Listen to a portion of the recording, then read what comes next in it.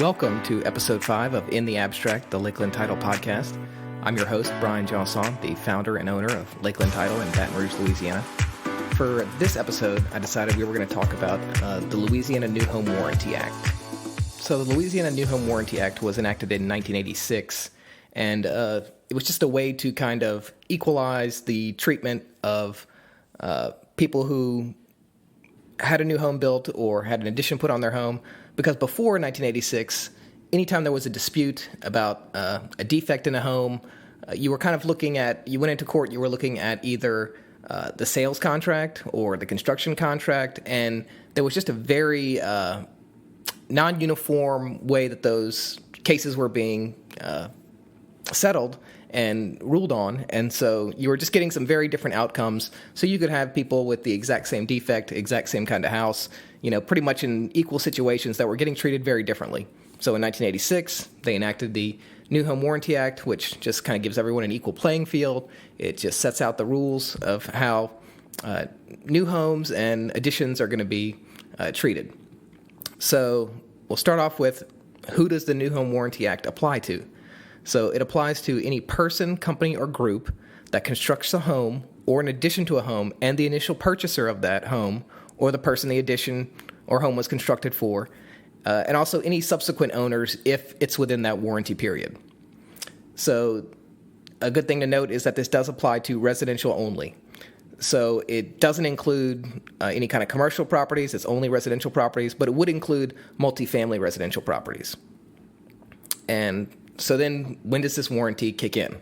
So it kicks in on the date the initial purchaser signs the active cash sale or the date the initial purchaser occupies the home. So whichever occurs first. So that's when the clock starts ticking. And now what does it cover? So in the first year, it's going to cover any defective workmanship or anything that's out of code. So pretty much your first year, everything's covered. And so then up to 2 years, it'll cover non-code or defective plumbing, heating, cooling, electrical, and ventilation systems.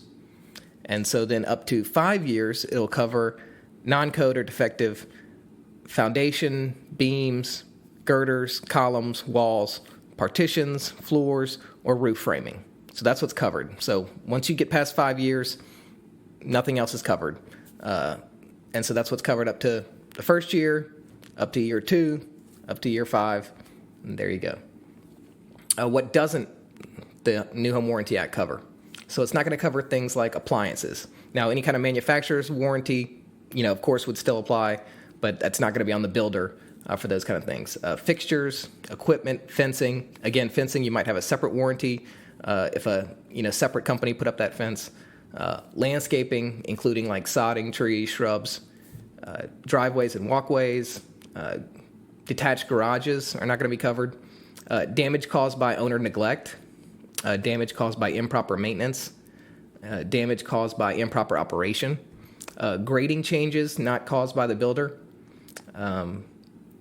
Owner changes and additions to the home. So if you make any changes yourself, that's not going to be covered because, obviously the builder didn't do it. Any kind of soil movement, insect damage. Your personal property is just not covered under the home warranty. Repair-related expenses, so moving, storage, hotel, things like that are not going to be covered under the warranty. Anything that's unreported is not going to be covered, and any kind of mold or mold damage is not going to be covered. So now let's say you have discovered a defect. How do you go about making a claim under the Louisiana New Home Warranty Act? So the way you do it, according to the statute, is that you must submit written notice of the defect to the builder via registered or certified mail and allow the builder a reasonable amount of time to make repairs. Now, there's no real legal definition of what a reasonable amount of time is. That's going to be on a case-by-case basis. It's really going to depend on what the defect is and how extensive the repair is. Generally, that's 30 days usually, but it always depends on what the nature of the repair is. Some repairs are going to take longer. It's going to take longer logistically to just set up making that repair. So it's kind of go on a case-by-case basis. You just kind of want to use your best judgment on that.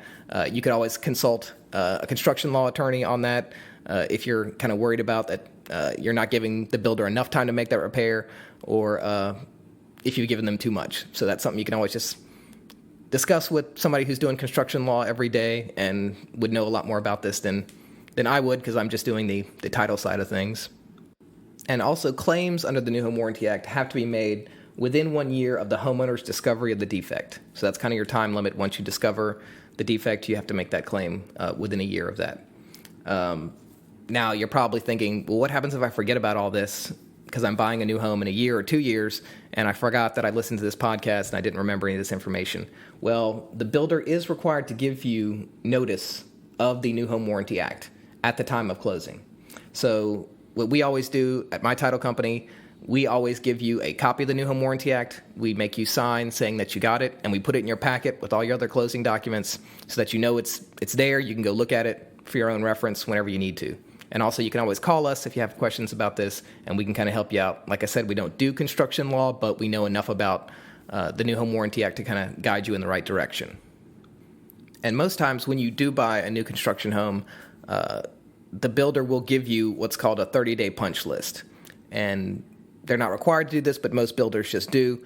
It's a 30-day punch list. You'll just keep that, in your house, and for 30 days after you move in, you just kind of keep a running list of things that you notice that need to be fixed. And the builder will provide you with a way to submit that after 30 days, and so they can get those things taken care of on the front end rather than waiting for that year to run out.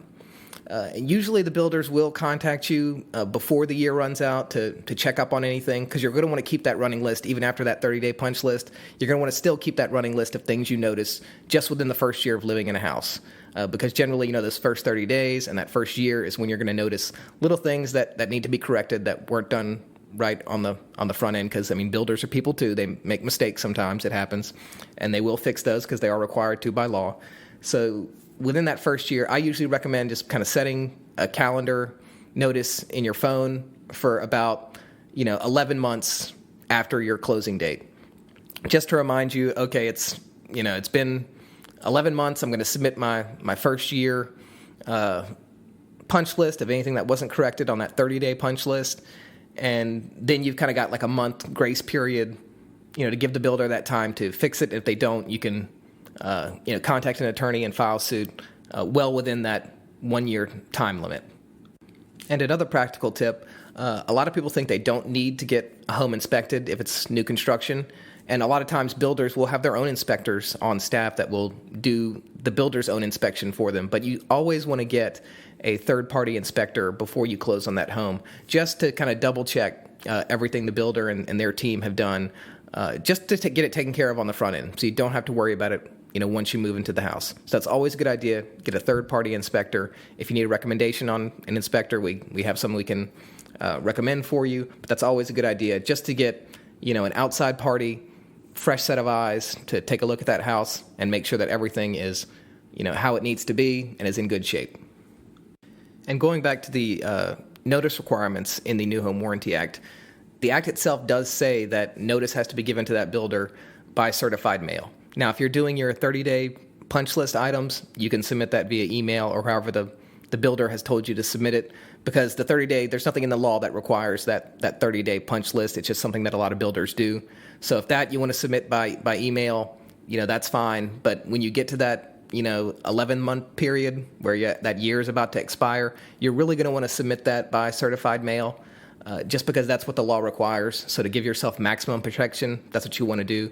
Now, if you're in a situation where that year has run out and you submitted it by email and you're kind of freaking out at this point, you could still be okay. There have been a lot of cases where the judges have sided with the homeowner in those situations, even though they didn't submit the claim by certified mail like they're supposed to.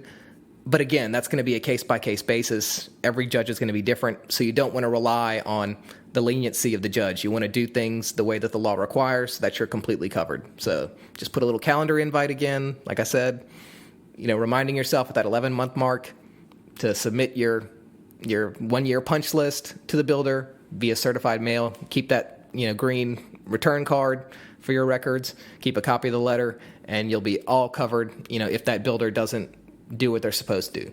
Now, most builders will, because they're running a business and they just know that they're supposed to do these things. But again, you never know. So just to protect yourself, you're going to want to do it the right way so there's no question. You don't have to sweat it out worrying about whether the judge is going to rule in your favor. Even though in most cases they do rule in the homeowner's favor just because they know that home buyers are not as sophisticated as builders. Builders are supposed to know these kind of things and do what they're supposed to do. But again, you don't want to rely on that because you never know. If they go by the letter of the law and you didn't submit it by certified mail, they could just say, your case is thrown out because you didn't do it the way that the law says you're supposed to. So just to be on the safe side so you don't have to worry about it, submit it the right way. And another thing to note on this topic is if you've ever bought a home that was an older home, not new construction, you'll a lot of times see the as-is clause in the purchase agreement and also in the active cash sale, which basically says that you're buying this home as is. Any kind of unknown defects that weren't, known to the seller but covered up, they're not covered. You're buying it as is. You've had a chance to do your inspections, so that's what you're doing. But that doesn't apply for new homes because they're covered by the new home warranty. So if you get to the closing table and you see in that active cash sale that there is an as-is clause, which usually you're going to be required to initial or sign by the as-is clause. So if you notice that and you see that at the closing table, you're going to want to point that out and say, hey, this is new construction. It's not supposed to have this as-is clause. Now, that as-is clause wouldn't apply anyway because it is covered under the New Home Warranty Act. They can't opt out of it. It's a state law. But you don't want that cluttering up and confusing things in that cash sale. So it's just going to be something you're going to want to bring to the attention of your closing attorney to say, hey, you accidentally included this as-is clause in this cash sale document. We need that taken out real quick because it's new construction, so it's going to be under the New Home Warranty Act. So that's your basic overview of the Louisiana New Home Warranty Act. As I said, I'm a title attorney. I'm not a construction law attorney, so that was the very basic view of it. If you are having trouble with some defects in a new construction home that you've purchased, you should contact a construction law attorney just because they're dealing with this every day, so they're going to know all the ins and outs and all the specifics, and they can really help you. If you need a recommendation, we'd be happy to kind of guide you to someone who we think might be able to help you out. If you need to contact us, you can email us at podcast@brclosing.com. You can always give us a call at 225-387-5005. I'm on Twitter at bjohnson. I'm also on Facebook and LinkedIn, and I'm on Instagram at bgjohnson. My company, Lakeland Title, is on Twitter at Lakeland Title BR, and we're on Instagram at the same thing, Lakeland Title BR. You can also find us on Google and YouTube. If you've used us before, we'd appreciate a review on Google if you had a positive experience. If you didn't have a positive experience, please reach out to us so we can resolve any kind of issues that you may have had or just kind of improve our service. We're always trying to improve over here. Also, if you'd like to hear any other topics or you have some show ideas or people that you'd like to see us bring on as guests, please reach out and give us that kind of feedback. We'd love to make the show, more pertinent to what's going on with you, and we just love to get feedback. So I hope you enjoyed the show, and we'll see you next time.